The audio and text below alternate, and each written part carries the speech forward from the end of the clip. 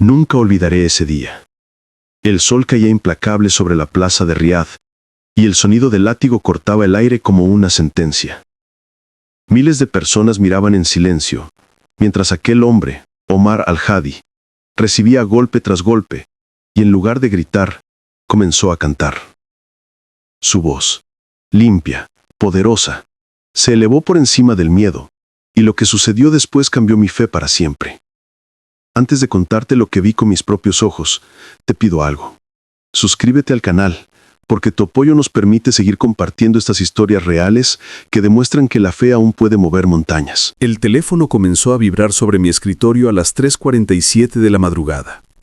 En Medellín todavía reinaba un silencio espeso, interrumpido apenas por el zumbido del ventilador y el sonido distante de algún camión en la avenida. Yo me había quedado dormido sobre la Biblia abierta, después de un largo día de trabajo pastoral, cuando aquel timbre insistente me arrancó del sueño. Al principio pensé que se trataba de una emergencia local, algún hermano enfermo o un accidente, pero al tomar el aparato y ver el número con prefijo de Arabia Saudita, sentí un frío inmediato en el estómago. Era imposible. Nadie me llamaba desde allá a menos que algo verdaderamente grave estuviera ocurriendo. Dudé unos segundos antes de contestar. Finalmente, deslicé el dedo sobre la pantalla y respondí con voz ronca. ¿Aló? Del otro lado, una voz entrecortada por el llanto me contestó en árabe mezclado con inglés. Hermano Ricardo, nos encontraron, lo van a castigar mañana. 100 latigazos, van a hacerlo en la plaza. Era Yusuf, el joven más valiente que había conocido en mis años de misiones clandestinas. Tenía apenas 24 años, pero su fe era firme como una roca. Su voz temblaba y podía escuchar su respiración entrecortada. ¿Dónde estás? ¿Qué pasó exactamente?, pregunté, poniéndome de pie con el corazón desbocado. Él respondió entre sollozos. Arrestaron a Omar. Dicen que predicó en secreto, que convirtió a musulmanes. Lo van a azotar públicamente al amanecer. Hermano, necesitamos un milagro, por favor. Venga, usted es el único que puede ayudarnos. Me quedé mudo unos segundos, observando el crucifijo colgado frente a mi escritorio. La madera parecía mirarme con reproche y compasión al mismo tiempo. No sabía qué decir. ¿Cómo podía llegar a Arabia Saudita en menos de un día? ¿Qué podía hacer frente a una sentencia dictada por jueces religiosos? Pero algo en el tono de Yusuf, ese temblor entre el miedo y la esperanza, encendió en mí una chispa antigua, la misma que me había llevado tantas veces a cruzar fronteras con Biblias escondidas en la maleta. Yusuf, le dije finalmente, mantén la fe. Dios no se ha dormido. Déjame orar y preparar mi salida. Nos veremos pronto. Colgué con las manos sudorosas. Me senté, respirando hondo, mientras el reloj marcaba las 3:55. El silencio regresó, pero ya nada era tranquilo. Sentí que el aire se espesaba a mi alrededor, como si el mismo Dios estuviera aguardando mi decisión. Cerré los ojos y oré. Señor, si es tu voluntad, llévame. No por mí, sino para que vean que tú sigues obrando entre los que creen. Desperté a mi esposa, Carolina, y le conté lo sucedido. Su rostro se tensó al instante. Llevábamos 30 años de matrimonio y bastó una mirada para entender que sabía lo que venía. Ella me tomó las manos, con lágrimas contenidas, y susurró, «Vas a ir, ¿verdad?». Asentí sin poder hablar. «Entonces, no digas nada más», añadió, «solo ora conmigo». Nos arrodillamos juntos junto a la cama y durante una hora entera pedimos dirección divina. Cuando el sol comenzó a pintar de naranja las cortinas, ya tenía la decisión tomada. A las 6:15 estaba reservando el vuelo más rápido que encontré. Medellín, Bogotá, Madrid, Dubái, Riad. 32 horas. Si todo salía bien, llegaría a las 8:30 de la noche, apenas 12 horas antes del castigo. Carolina me preparó una pequeña mochila con una Biblia de viaje, mi pasaporte y algo de dinero. «Prométeme que regresarás», dijo ella, al abrazarme en el aeropuerto. «Prometo regresar con buenas noticias», respondí, intentando sonreír. El viaje fue una mezcla de cansancio físico y agitación espiritual. Durante las largas horas en el aire apenas probé agua. Leía una y otra vez el libro de Daniel, especialmente el pasaje donde los 3 jóvenes son arrojados al horno de fuego. Me detenía en la frase, El fuego no tuvo poder alguno sobre ellos, ni siquiera el cabello de sus cabezas se chamuscó. La repetía como un mantra, convencido de que no era casualidad que ese texto me acompañara. En el tramo entre Madrid y Dubái, una señora musulmana se sentó a mi lado y me preguntó a dónde viajaba. Dudé un instante, pero respondí con sinceridad: a Riad. Ella asintió con respeto y dijo: que Dios lo acompañe, es una tierra dura para los hombres de fe. No supe si lo dijo como advertencia o bendición. Cuando el avión finalmente aterrizó en Riad, el calor nocturno del desierto me golpeó de lleno. Incluso bajo las luces del aeropuerto, el aire era pesado, cargado de polvo y silencio. Al salir, vi mi reflejo en las paredes de mármol blanco. Un hombre cansado, con ojeras profundas, pero con la mirada fija en un propósito. El control migratorio fue un momento de tensión insoportable. Entregué mi pasaporte y una visa de negocios falsa, conseguida por contactos cristianos que operaban desde Chipre. El oficial me observó en silencio, hojeó el documento y levantó la mirada. ¿Motivo de su visita?, preguntó en inglés. Trabajo logístico con empresas de transporte, respondí con voz neutra.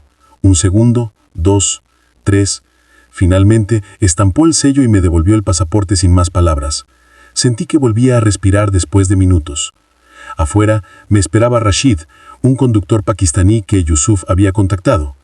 Tenía unos 50 años, barba gris y una mirada amable, pero en sus ojos también había un brillo contenido, como si supiera que el día siguiente sería histórico.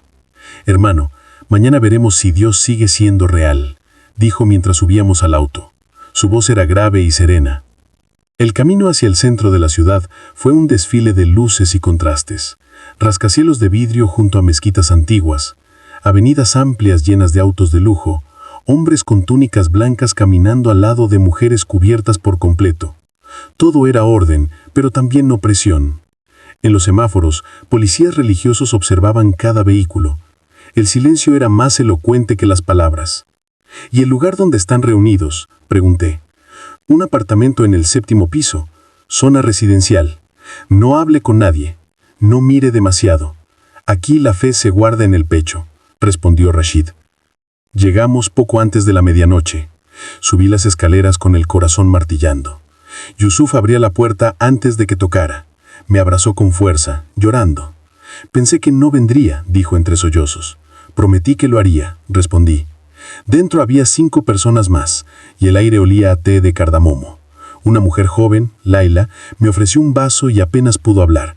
Gracias por venir, hermano. Omar sabía que usted vendría, lo dijo en su última oración. Me quedé mudo. Ellos me contaron todo. Cómo lo arrestaron, cómo lo habían acusado de predicar en casas, cómo la sentencia se dictó en menos de 6 horas.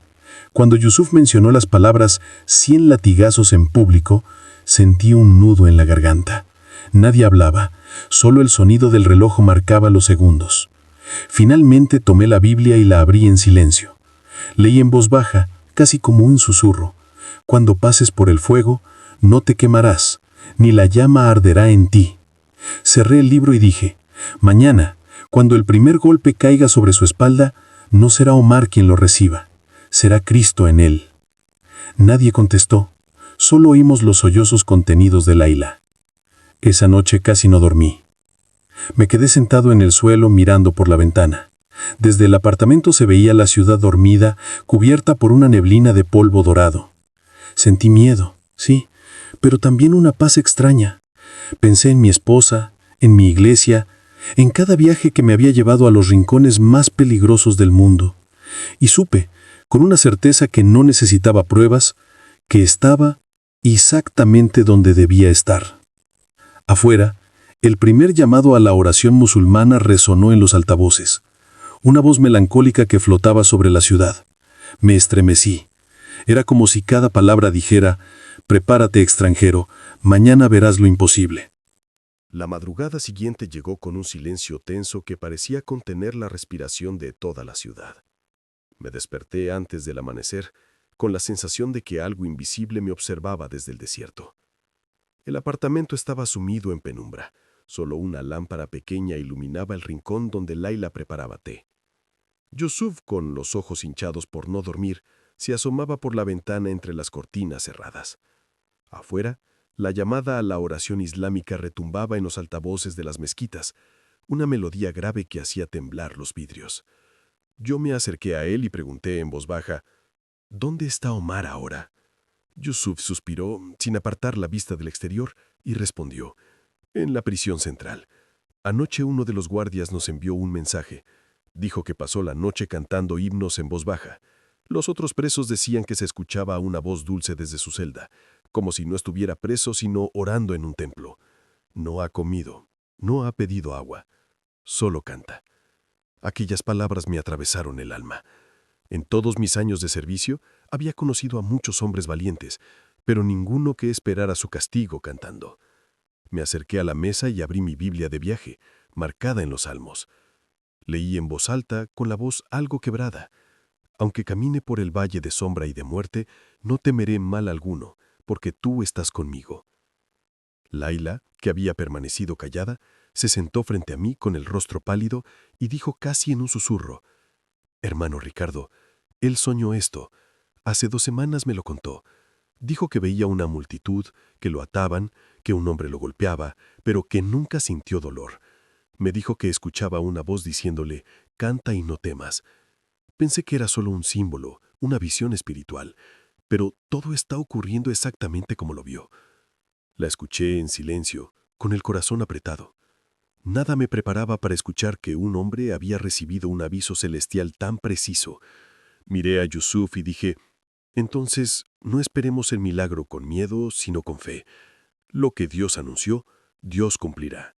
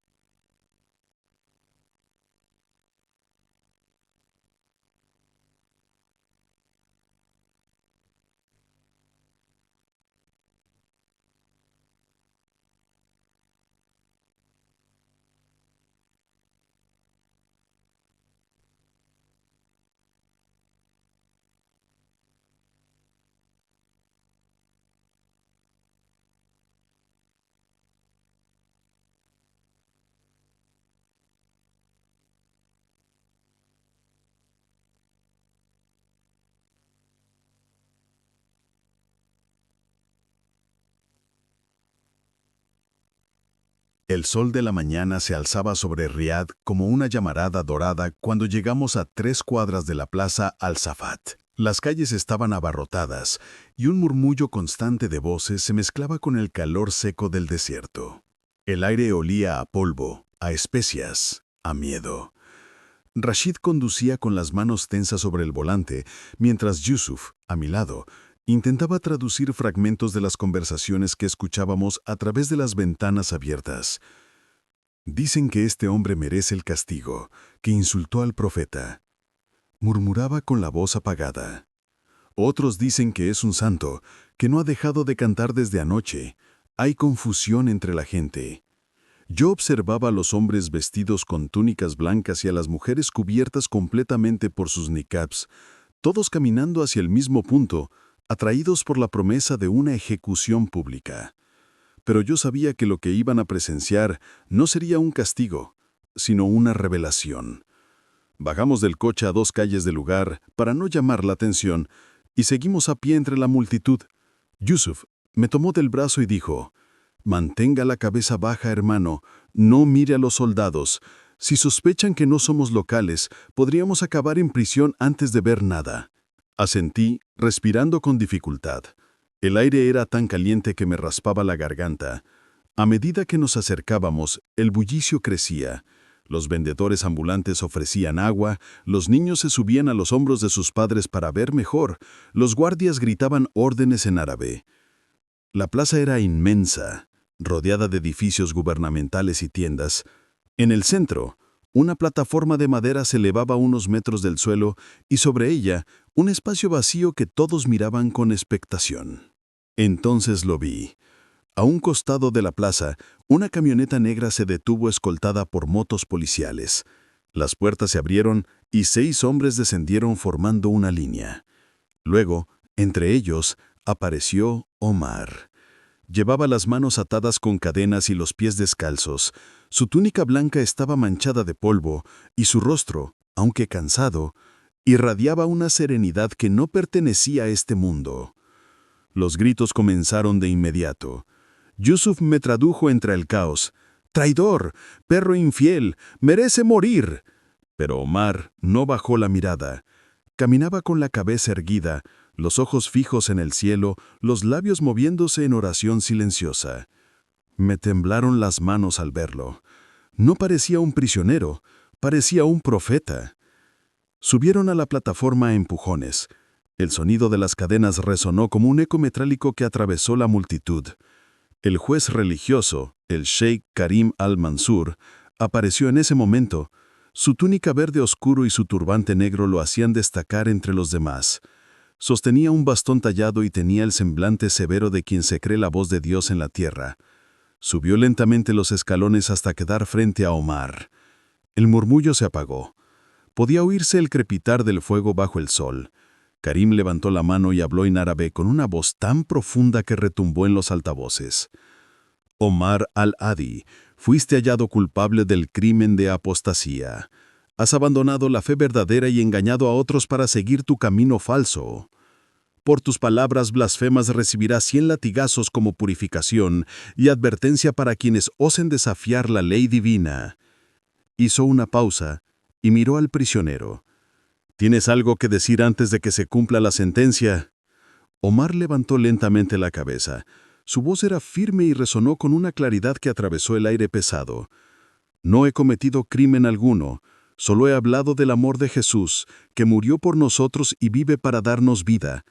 Mi cuerpo está en tus manos, pero mi alma pertenece a Dios.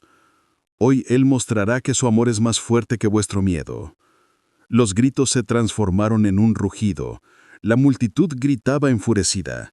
Algunos pedían más castigo, otros guardaban silencio conmovidos por la valentía del hombre. Karim apretó los dientes y gritó algo a los guardias. 4 de ellos se acercaron a Omar con látigos de cuero trenzado, cada uno con puntas de metal. El sol refulgía sobre las armas. Yo contuve el aliento. Yusuf me tomó del brazo con fuerza, su rostro pálido. «Va a empezar», murmuró. El primer golpe cayó con un sonido seco, desgarrador. La multitud exhaló como si una misma respiración colectiva se escapara de sus pechos, pero Omar no gritó. Su cuerpo se inclinó apenas y luego, en lugar de gemir, comenzó a cantar. Su voz era suave al principio, casi un susurro. ¡Cuán grande es Él! ¡Cuán grande es Él! Los guardias dudaron un instante, desconcertados. El segundo golpe cayó, más fuerte, y la voz de Omar se elevó. El canto se volvió más firme, más puro, una melodía imposible en aquel lugar de muerte. Mi corazón entona la canción, ¡cuán grande es Él! La multitud comenzó a callar poco a poco. Nadie podía apartar la mirada. Los guardias intercambiaron miradas nerviosas. El sheik Karim frunció el ceño, pero por un instante también pareció atrapado por la música. A medida que los golpes continuaban, algo inexplicable comenzó a suceder. Un viento fresco recorrió la plaza levantando el polvo. Las túnicas ondeaban como si un soplo invisible se filtrara entre la multitud. Yo sentí la piel erizarse. El calor sofocante empezó a disiparse y un olor a jazmín invadió el aire. Los guardias parecían exhaustos, pero Omar seguía cantando, su voz más fuerte que nunca. El canto era tan puro que parecía venir de otro lugar, como si no fuera él quien cantara, sino alguien a través de él. Algunos espectadores empezaron a llorar sin saber por qué. Un anciano detrás de mí cayó de rodillas. «No puede ser humano», murmuró en árabe, y Yusuf tradujo con un hilo de voz. Los golpes continuaban, pero el cuerpo de Omar no mostraba heridas, la túnica seguía blanca, su espalda intacta. Karim, rojo de ira, gritó, «¡Golpeen más fuerte, hasta que calle!». Pero los soldados temblaban. Uno de ellos soltó el látigo y cayó de rodillas. Otro comenzó a llorar diciendo que no podía seguir. Yo observaba con los ojos húmedos, incapaz de apartar la vista. El aire estaba cargado de una energía indescriptible. Entonces escuché a un niño, cerca de la plaza, gritar, «¡Mira, papá! ¡Hay alguien con él! ¡Un hombre de luz está detrás!». La multitud giró la cabeza buscando al niño, algunos reían nerviosos, otros se persinaban, otros simplemente callaban, asombrados. El sheik Karim retrocedió un paso mirando al cielo. Yo podía ver el sudor corriendo por su frente. «Esto es brujería», murmuró. Pero su voz carecía de fuerza. Parecía un hombre que veía desmoronarse su mundo. Yusuf me miró y dijo con tinieblas, «Hermano, está ocurriendo. Dios está aquí». Yo solo pude asentir, incapaz de pronunciar palabra. Cuando el golpe 100 cayó, el látigo se deshizo en el aire, las tiras se soltaron como si una fuerza invisible las hubiera roto. Omar, en lugar de desplomarse, se incorporó lentamente y alzó la vista al cielo. Sus brazos, aún atados, se elevaron lo más alto que pudieron y con voz firme gritó, «Jesús es el Señor. Él reina incluso aquí donde nadie cree en su nombre». El silencio fue absoluto. Durante varios segundos, nadie se movió, nadie respiró. Luego, de repente, una ráfaga de viento sacudió la plaza y el canto de Omar volvió más hermoso, más fuerte. La multitud estalló en gritos, unos de adoración, otros de horror. Karim se llevó las manos a la cabeza, cayó de rodillas y gritó, «¡Lo veo! ¡Lo veo! ¡Jesús está con él!». Yo sentí que las lágrimas corrían por mi rostro. Yusuf también lloraba y Rashid se había postrado en el suelo. Todo en mí sabía que lo imposible acababa de suceder. Omar, el hombre condenado a morir, había vencido al dolor y en su canto había despertado algo que nadie en esa plaza podría olvidar jamás. El instante posterior al último golpe fue un silencio imposible, un vacío sonoro que parecía haber devorado la respiración de miles de personas al mismo tiempo. El aire se detuvo. Yo podía oír mi propio corazón latiendo dentro de mis oídos, tan fuerte que sentía que iba a romperme el pecho. Omar permanecía en pie sobre la plataforma, encorvado apenas, con la túnica moviéndose suavemente bajo el viento. Los guardias retrocedieron confundidos. Uno de ellos miró sus propias manos como si no entendiera por qué el látigo se había deshecho. El sol golpeaba con furia, pero en torno a Omar había un resplandor distinto, no cegador, sino dorado y sereno, como el de una lámpara encendida dentro del agua. La multitud empezó a murmurar. Yusuf, a mi lado, susurró en árabe, Están diciendo que no hay sangre, que el fuego del castigo se apagó. Yo observé con los ojos entrecerrados, tratando de comprender lo que veía. En aquel instante, una ráfaga de aire fresco atravesó la plaza, levantando un polvo suave que giró en espiral alrededor de la plataforma.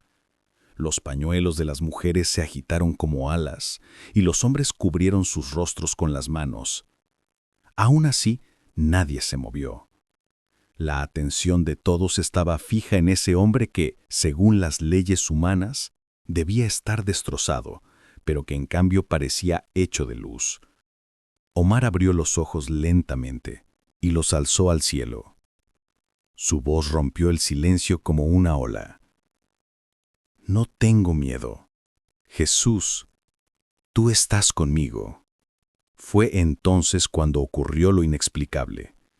Una claridad dorada comenzó a emanar desde su cuerpo, una especie de resplandor que se expandía con lentitud y llenaba la plataforma.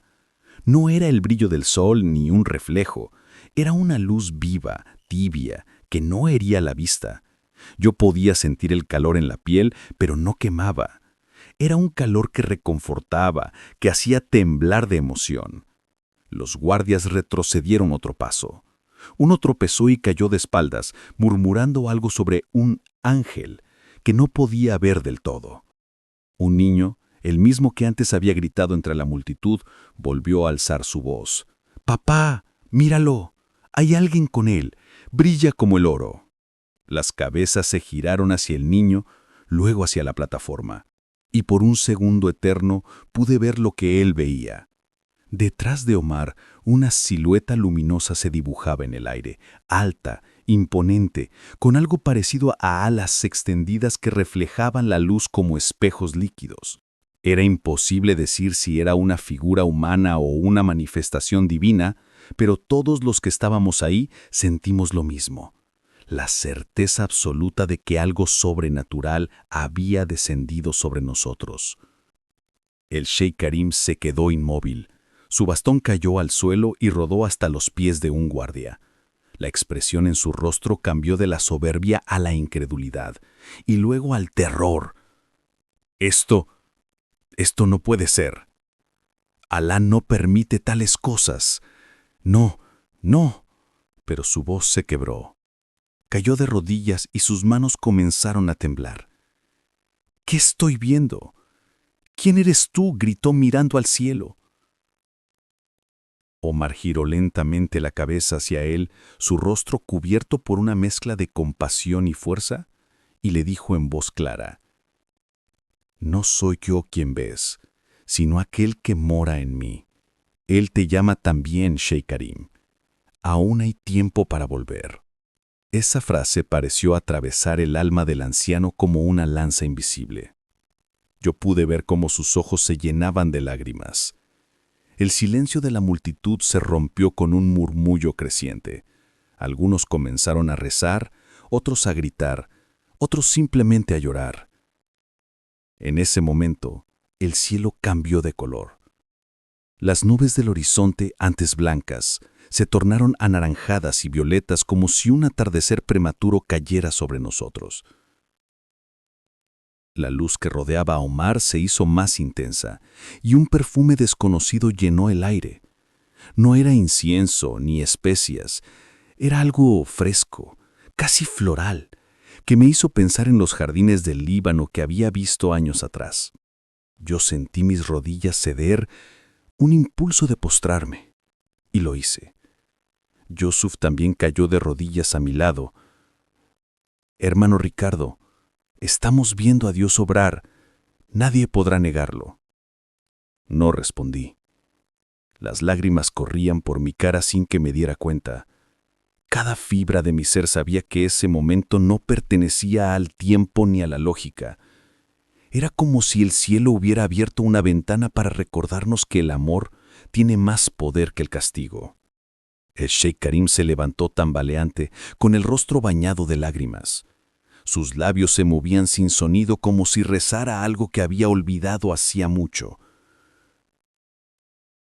Luego, de repente, levantó los brazos y gritó en árabe: «¡Lo veo! lo veo. Jesús está con él. Él es real. La multitud se agitó. Algunos se lanzaron al suelo, otros trataron de huir. Varios guardias se miraron confundidos. Uno dejó caer su fusil y se echó a llorar. Yo veía los rostros a mi alrededor. Miedo, asombro, fe, locura, todo mezclado en una ola de emociones humanas. Omar seguía de pie, sin moverse, como si el tiempo lo hubiera detenido. La luz que lo rodeaba comenzó a elevarse lentamente, expandiéndose sobre la plaza. Los bordes de las túnicas, los rostros, las manos de los espectadores se bañaban de ese brillo dorado. Era como si el mismo cielo descendiera a tocar a los hombres. De pronto, el canto volvió. Omar abrió los labios y la melodía brotó una vez más poderosa que antes. Cuán grande es Él, mi corazón entona la canción. Las palabras flotaban en el aire y se multiplicaban como si 100 voces invisibles lo acompañaran. El viento recogía el sonido y lo llevaba hasta las esquinas más lejanas de la plaza. Nadie podía hablar. Yo sentí que mi pecho se abría, que algo dentro de mí se rendía por completo. Era imposible no creer, era imposible no llorar. Karim cayó de rodillas otra vez y entre sollozos gritó: «Perdóname, Jesús, he sido ciego. He perseguido a los tuyos sin entender. Perdóname». Sus palabras resonaron por los altavoces y la multitud las escuchó. Un murmullo de sorpresa recorrió el lugar. 47 personas, entre guardias y espectadores, siguieron su ejemplo, cayendo al suelo, repitiendo las mismas palabras: yo creo en Él. Fue un movimiento espontáneo, caótico, pero profundamente humano. El canto de Omar se detuvo finalmente. La luz empezó a desvanecerse como si cumpliera su propósito. El aire se llenó de un silencio sagrado diferente al del principio. No era vacío, era plenitud. Omar giró la cabeza y miró al Sheikh Karim, que seguía postrado. Caminó hacia él con pasos lentos. Los guardias no lo detuvieron. Se arrodilló a su lado y con una voz tan suave que apenas alcanzó los micrófonos, dijo: «No te fíes, hermano.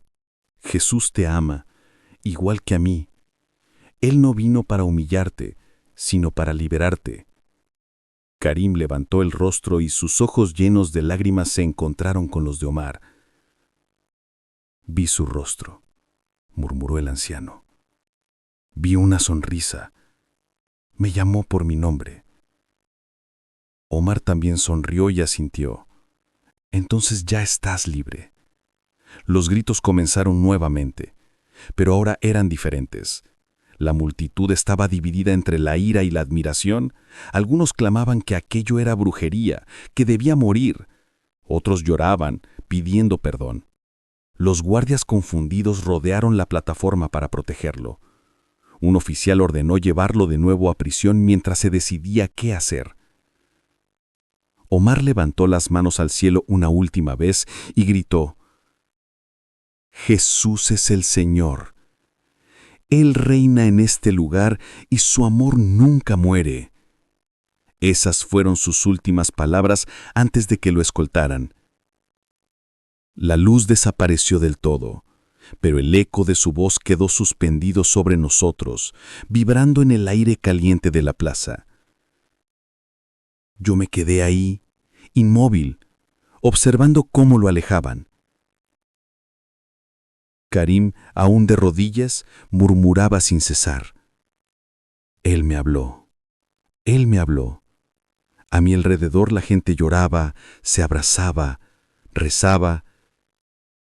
En ese momento comprendí que no habíamos presenciado un espectáculo ni un castigo, sino el inicio de algo que ningún gobierno, ninguna religión, ni ningún miedo podría detener jamás. Aquel día, bajo el látigo, nació una nueva fe en el corazón. La noche después del milagro fue una sucesión de imágenes que mi mente no podía ordenar. Aún tenía los ojos irritados por la arena y el humo, pero lo que me mantenía despierto era la certeza de haber presenciado algo que había quebrado las leyes del mundo. Volvimos al pequeño apartamento antes de la medianoche, agotados, cubiertos de polvo y lágrimas. Yusuf no hablaba.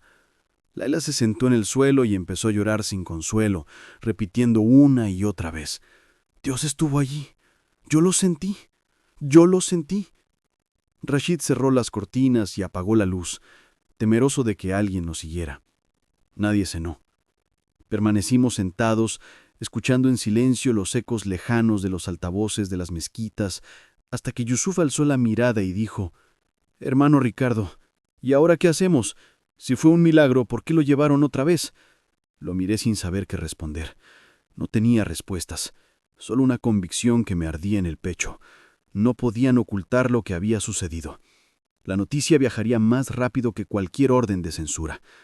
«Tranquilo», le dije. «Nadie puede encadenar la verdad. Lo que vimos hoy no se detendrá con barrotes ni con miedo. Mañana el mundo entero sabrá quién es Omar al-Hali». Laila levantó la cabeza y me miró con los ojos rojos. «Usted lo vio también, ¿verdad? Había una luz. Alguien con él». Asentí lentamente. «Sí, lo vi. Pero más que verlo, lo sentí. No era solo una luz, era una presencia. Y esa presencia cambió algo dentro de mí». Ella sonrió débilmente, como quien comprende una verdad demasiado grande para poner en palabras. A la mañana siguiente el rumor ya se había esparcido por toda la ciudad. En los cafés, en los mercados, incluso entre los guardias. Se hablaba de un hombre que había cantado mientras lo azotaban y que salió sin una sola marca en el cuerpo. Algunos decían que era un truco de magia, otros afirmaban que el fuego del infierno se había confundido de víctima, y los más valientes susurraban que el Dios de los cristianos se había manifestado en pleno corazón de Arabia. Yusuf consiguió un teléfono desechable y me mostró con manos temblorosas un video grabado por alguien entre la multitud. Era corto, apenas 30 segundos, pero se veía claramente la figura de Omar, de pie bajo un halo dorado, y al Sheikh Karim cayendo de rodillas. Lo vimos una y otra vez, sin poder apartar la vista. «Esto ya está en las redes», dijo Rashid en voz baja. «Por más que intenten borrarlo, se seguirá compartiendo. Hay gente que lo está llamando el Día de la Luz». Me quedé mirando la pantalla. Cada imagen confirmaba lo que mi corazón ya sabía. El milagro se había convertido en mensaje. «No pudieron callar a Jesús hace 2000 años», murmuré. «Tampoco podrán hacerlo hoy». 3 días después, supimos que Umar había sido liberado. Las autoridades, incapaces de explicar lo sucedido y temiendo una reacción internacional, lo habían sacado de la prisión de madrugada y lo habían escoltado hasta la frontera. No sabíamos a dónde iría hasta que Yusuf recibió una llamada cifrada. Era él. La voz de Omar sonaba cansada pero firme. «Estoy en Jordania, hermano. Dios me libró otra vez. Les agradezco por no haber perdido la fe.